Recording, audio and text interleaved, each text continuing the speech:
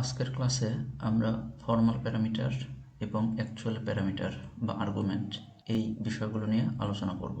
তো এই দুইটি টপিক বোঝার জন্য আমরা একটি ইউজার ডিফাইন ফাংশন তৈরি করছি। এখন মেইন ফাংশন থেকে আমরা এই ফাংশনটাকে কল করব। তো তার আগে আমরা দুইটি ভেরিয়েবল ডিক্লেয়ার করছি। আমরা আরও একটি ভেরিয়েবল নিচ্ছি, তার নাম দিচ্ছে সাম। সামের ভেতরে আমরা একটি ভ্যালু অ্যাসাইন করব, সেটা হচ্ছে আমাদের এই ফাংশনটি কল করার মাধ্যমে অ্যাড এক্স ওয়াই। ফাইনালি আমরা প্রিন্ট দেব। প্রথম পার্সেন্টটিকে রিপ্রেজেন্ট করবে আমাদের এক্স, পরেরটাকে ওয়াই এবং পরেরটাকে সাম। তাহলে একটু রান দিই, আমরা দেখতে পাচ্ছি 10 + 20 = 30।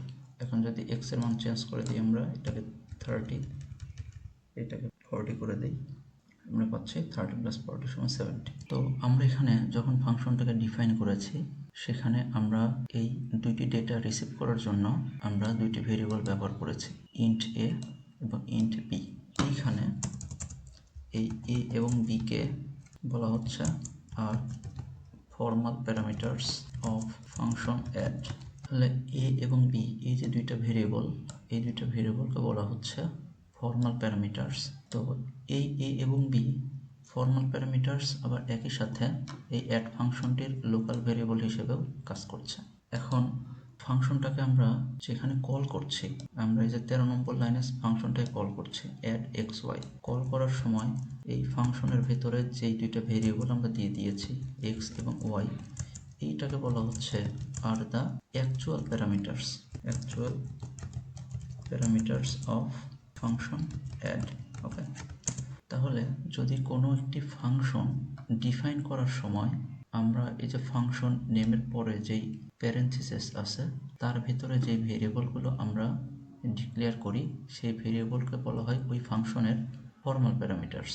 আর ফাংশনটাকে কল করার সময় আমরা যেই ভেরিয়েবলের মাধ্যমে ফাংশনকে ডেটা পাস করি, সেই ভেরিয়েবলগুলোকে বলা হচ্ছে অ্যাকচুয়াল প্যারামিটারস। তো অ্যাকচুয়াল প্যারামিটারস বা আর্গুমেন্ট। তাহলে আমরা যদি এখানে লিখি ফর্মাল প্যারামিটারস, এইটা হোয়ার ফাংশনস আর ডিফাইন্ড, আর অ্যাকচুয়াল প্যারামিটারস বা argument where functions are called. তাহলে ফাংশন যেখানে কল করা হয়, এইখানে যে ভেরিয়েবলগুলো আমরা ব্যবহার করি সেগুলোকে বলা হয় ওই ফাংশনের অ্যাকচুয়াল প্যারামিটারস। আর ফাংশনটা যেখানে ডিফাইন করা হয়, সেইখানে এই যে প্যারেন্থেসিসের ভেতরে যেই ভেরিয়েবলগুলো থাকে সেইগুলোকে বলা হয় ফর্মাল প্যারামিটারস। আমরা বলতে পারি যে ইন্ট এ এবং ইন্ট বি এর অ্যাকচুয়াল প্যারামিটার হচ্ছে এই ক্ষেত্রে এক্স ওয়াই, আর এক্স ওয়াই এর ফর্মাল প্যারামিটার হচ্ছে এ বি। ওকে, তো ফর্মাল প্যারামিটারসগুলো অলওয়েজ আমরা এই যে ভেরিয়েবল রূপেই দেখি, কিন্তু এই অ্যাকচুয়াল প্যারামিটারস বা আর্গুমেন্টস, এইটা আমাদের কীভাবে থাকতে পারে আমরা একটু দেখি। অ্যাকচুয়াল প্যারামিটারস ভ্যালু হিসেবে থাকতে পারে, ভেরিয়েবল হিসেবে থাকতে পারে, অথবা এক্সপ্রেশন হিসেবেও থাকতে পারে। তো আমরা প্রথমে দেখি অ্যাকচুয়াল প্যারামিটারস বা আর্গুমেন্ট হিসেবে আমরা ভ্যালু পাস করতে পারি কিনা।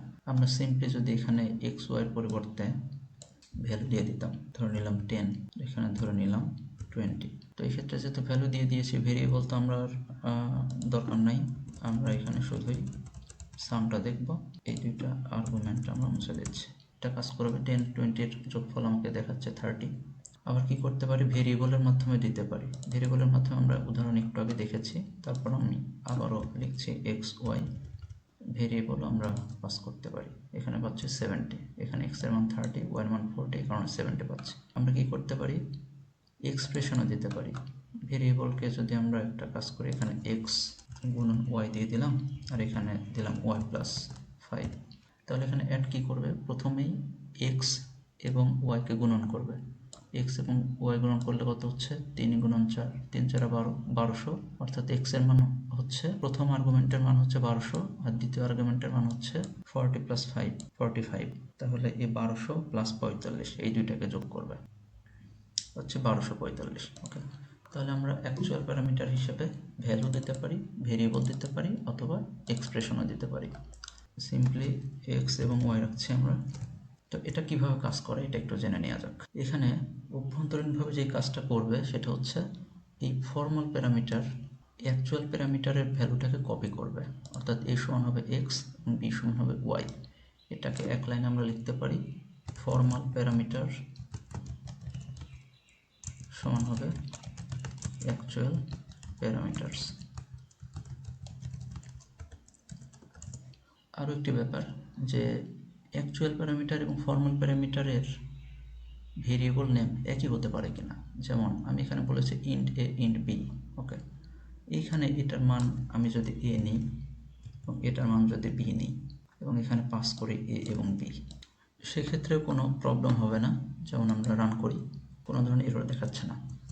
তাহলে এখানে কি ঘটলো, এখানে যেটা আমরা লিখেছি ইন্ট এ বি, এটা হচ্ছে লোকাল ভেরিয়েবল অফ অ্যাড, আর এইখানে যেই এ বি লিখেছি আমরা, এই এ বিটা হচ্ছে local variables of function main. তো আমরা local variable versus global variable নিয়ে যখন আলোচনা করেছি, সেখানে আমরা বলেছিলাম যে একই নামে ভিন্ন ভিন্ন ফাংশনে তাদের লোকাল ভেরিয়েবল থাকতেই পারে। তো এই ক্ষেত্রে এ বি হচ্ছে অ্যাড ফাংশনের লোকাল ভেরিয়েবল হিসেবে কাজ করছে, আর এইখানে অ্যাড ফাংশন, এইখানে এ বি মেইন ফাংশনের লোকাল ভেরিয়েবল হিসেবে কাজ করছে। তো যখন আমরা অ্যাড এর ভিতর এ বি দিচ্ছি, তখন এখানে একটি অ্যাসাইনমেন্ট অপারেশন হচ্ছে, সেটা হচ্ছে এই এ সমান হচ্ছে এই এ, আমরা লিখি এখানে হচ্ছে এ সমান এ হচ্ছে, আর এখানে এই যে বি, বির মান রিসিভ করবে এই বি এর মানটা, অর্থাৎ এখানে হচ্ছে বি সমান বি। বাট এইখানে বুঝতে হবে আমাদের, এইখানে এ হচ্ছে এই যে অ্যাড ফাংশনের ফর্মাল প্যারামিটার বা অ্যাড ফাংশনের লোকাল ভেরিয়েবল, আর এই এটা হচ্ছে মেইন ফাংশনের লোকাল ভেরিয়েবল। একই কথা বির জন্য প্রযোজ্য। এই বি হচ্ছে অ্যাড ফাংশনের ফর্মাল প্যারামিটার বা অ্যাড ফাংশনের লোকাল ভেরিয়েবল, আর এই বিটা হচ্ছে এই যে মেইন ফাংশনের লোকাল ভেরিয়েবল, যেটা অ্যাড ফাংশনের অ্যাকচুয়াল প্যারামিটার হিসেবে রোল প্লে করছে। তো আশা করি এই বিষয়টা আমরা বুঝতে পেরেছি।